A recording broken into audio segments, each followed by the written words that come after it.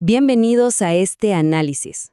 Hoy vamos a sumergirnos en algo que resulta fascinante, el tremendo peso cultural e histórico de Mamá Francisca, una figura absolutamente central en la religiosidad popular.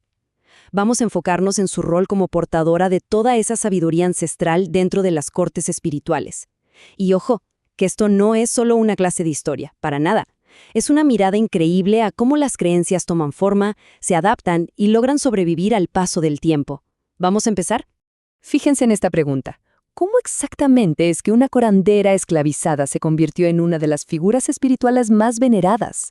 Es de esas cosas que te atrapan de inmediato. Estamos hablando de un viaje increíble que va desde el trauma histórico más profundo hasta una resiliencia espiritual que no se rompe con nada. Es un testimonio súper poderoso de cómo la sabiduría africana resistió y sobrevivió en las Américas. Literalmente, una historia de pura supervivencia cultural. Bueno, para entender todo esto fácilmente, vamos a seguir estos 5 puntos. Primero, veremos la figura de Mamá Francisca, luego sus orígenes. Pasaremos a su misión espiritual, de ahí al fascinante sincretismo, y cerraremos con las diferentes franciscas. Sección 1. La figura de Mamá Francisca, una de las entidades más queridas del espiritismo. A ver, en prácticas súper arraigadas como el culto a María Leonza en Venezuela o el espiritismo cruzado en Cuba, hay que tener algo muy claro para no confundirnos. Mamá Francisca no es un orisha. O sea, no estamos hablando de una deidad principal. Más bien, se le conoce estrictamente como un espíritu de luz o un guía espiritual. Básicamente, esto la ubica dentro de las cortes ancestrales, específicamente en la corte negra o la corte africana, lo que marca una jerarquía muy bien definida dentro de estas creencias. Por eso es súper común escuchar que le dicen negra de altar o negra esclava. Y quiero aclarar algo, estos no son simples apodos que alguien inventó. Para nada. Son verdaderas marcas de un respeto cultural gigantesco, palabras que representan directamente la sabiduría, el inmenso sacrificio y esa fuerza que no se rinde de los ancestros. Es como si todo el dolor del pasado se transformara en una figura de autoridad absoluta en el presente. Pasemos a la sección 2. Orígenes e historia ancestral. La construcción a través de la tradición oral. Lo interesante aquí es que no van a encontrar esta historia en los libros de texto tradicionales. Todo se ha mantenido vivo de boca en boca, por pura tradición oral.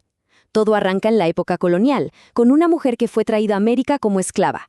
Durante su vida, ella se convierte en alguien vital para su comunidad, trabajando como partera y curandera con plantas. Y el punto clave es el final de esta línea de tiempo. Tras su muerte, experimenta esta elevación a las cortes espirituales. Es asombroso cómo todo ese dominio sobre la naturaleza que tenía en vida se convierte en un respeto espiritual masivo después de fallecer. Las fuentes nos pintan un carácter sumamente interesante. La describen como una figura maternal, pero severa cuando es necesario.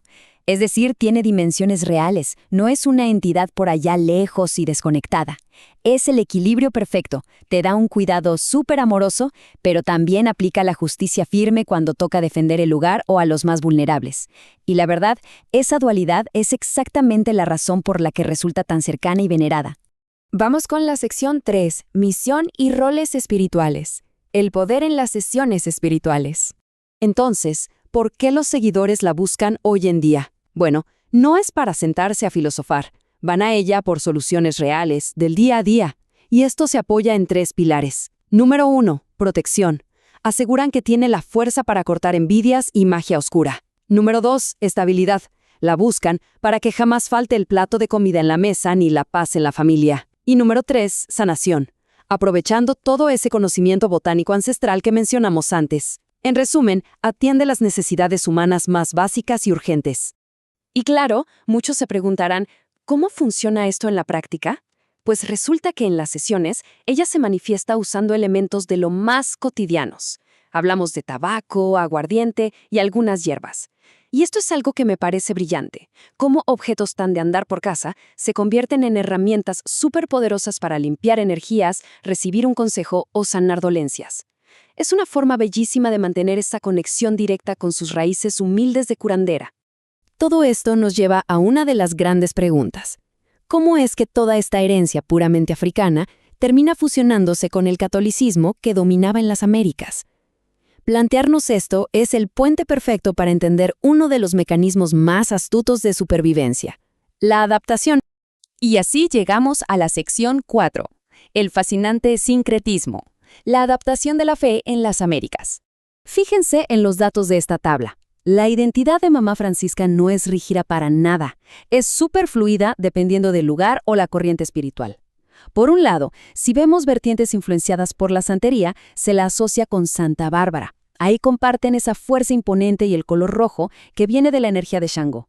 Pero por otro lado, si nos vamos a prácticas como el espiritismo de cordón, se la conecta con la Virgen de la Caridad del Cobre y ahí la cosa cambia. Los atributos son la dulzura, el cuidado de madre, muy en la sintonía de Oshun. Es literalmente la misma entidad adaptando sus facetas según lo que necesita el creyente. Pasamos a la última parte, la sección 5. Las diferentes franciscas, entidades del cuadro espiritual. Lo que vemos aquí es un detalle fascinante de esta tradición.